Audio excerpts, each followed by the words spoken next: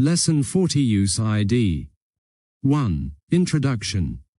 Good morning, afternoon, everyone. Today I'd like to walk you through the hook called useId from React.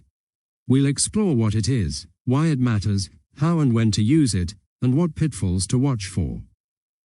By the end of this session, you'll understand how to generate unique identifiers in your component trees in a reliable way, especially in the context of accessibility and server rendering. 2. What is useId? To start, the hook useId is a mechanism provided by React to generate a unique ID string for a component instance. You call it at the top level of a function component or custom hook, and it returns a string that you can use wherever you need an identifier. The main purpose here is to ensure uniqueness of identifiers, something that often becomes a subtle problem when building dynamic or reusable component trees. 3. Why do we need useId? Why is this important? In web development, IDs often show up in accessibility attributes, for example linking a label to an input or describing a field via another element. If you have multiple instances of the same component rendered on the page, hardcoding an ID can lead to collisions and incorrect associations. Moreover, in server rendering contexts, or in hydration scenarios, you want the HTML generated on the server to match what the client expects. Using a simple counter or a global increment can lead to mismatches in React's hydration process. useId solves that by generating IDs based on the component's location in the component tree, making it stable and predictable across server and client. 4. When to use useId? Here are scenarios when you should consider useId. When you have a reusable component that emits some markup needing an ID, and you want to avoid collisions if the component appears multiple times on the page.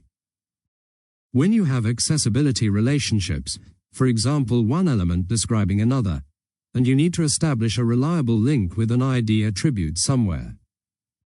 When you are doing server rendering, SSR, or hydration, and you want the ID generation to be consistent between server and client. On the other hand, you should not use useId for generating keys in a list, for example for a loop rendering items, because list keys must come from the data itself rather than a dynamic hook. 5. How it behaves. Important details. Let's go through some important behavioral details. It has no input parameters. You just call useId and get back a unique identifier string. Because it's a hook, you must call it at the top level of a component or a custom hook, not inside loops, branches or nested functions. This follows the general rules for hooks. The returned ID is unique per component call. But if you render the same component twice, the IDs will differ, preventing collisions. In server rendering, hydration, React ensures that the mechanism aligns so that the IDs are the same between server and client as long as the tree structure is the same. This is what makes it reliable for SSR. There is a caveat.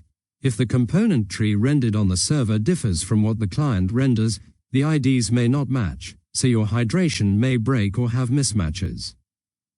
Another scenario, if you render multiple independent React apps on the same page, you can specify a prefix so that IDs generated from each app do not clash. 6. Practical patterns and recommendations. Here are some practical patterns and things to keep in mind. When a component needs an ID only for accessibility or internal linking, use useId rather than hard coding. That way you avoid collisions even when the component appears multiple times. If you have multiple related elements in the same component that all need to share part of the id, for example an input and a hint paragraph, you can call useId once to get a base identifier, then append different suffixes for each element. That is simpler than calling useId for every single element. If you're running more than one React application on a page, or embedding a React tree inside another system, consider providing an identifier prefix to avoid cross-app ID collisions.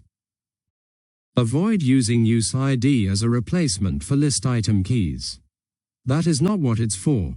List keys should come from stable data so that React can identify items across renders. 7. Pitfalls and things to watch. Let's highlight some common mistakes or gotchas. Using useId inside loops or conditions. That violates hook rules and may lead to unpredictable behavior.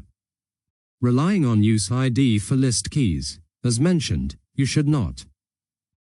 Using hard-coded IDs when the component may render multiple times. That leads to duplicate IDs in the DOM, which is invalid and confusing for users and assistive tech. In SSR, hydration scenarios, if your server-rendered tree structure is different from the client tree, useId may generate different values, and hydration may fail. Make sure the tree is consistent. If you have multiple independent apps on a single page and you neglect to set distinct prefixes, you may still get collisions of IDs across apps. 8. Summary.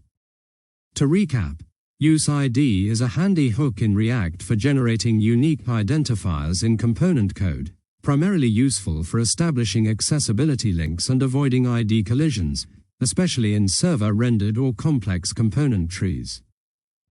It should be called at the top level. It returns a unique string, and it integrates well with SSR, hydration.